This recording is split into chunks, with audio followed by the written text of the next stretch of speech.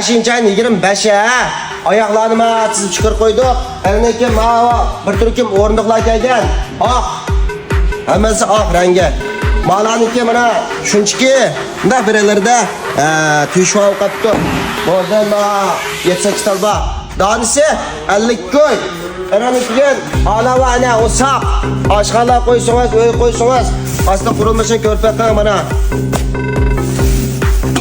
Doğru çıkkanma 70 koydu veriyordu acaba cıqağanlarga.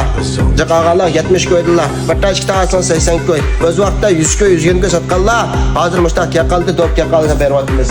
Mava. Joza. Buldum cıqqamı da yaqçan ha. Buna 1 metr 30, 80 madugar. Üstü çıkıp sayısını iştinmaydı. Putları bundak çıqqanıma. 1 metr 60'lığı var. Lekin bana gül okşmaydı. Mavisi 950 koy, 850 koy. Madiyatda 2 xil cuma, 2 xil birisi 800 koy, birisi 900 koy. Asli güdası okşmaydı. Manen yağış, maniki tümür çıqqanıma.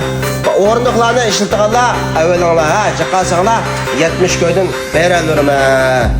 Aynan ekan bak dükkanımızga tamak qıpırdıgan 5'imiz var, 5-6'mız var tamak qıldı, tamak yeydigan. Tamak qıpırdıgan, yani ki acımca tızlık qıp soğuduğa yardımlaştıgan bir kız deymiz mi, hanım kız deymiz mi, teklif qılımız ha.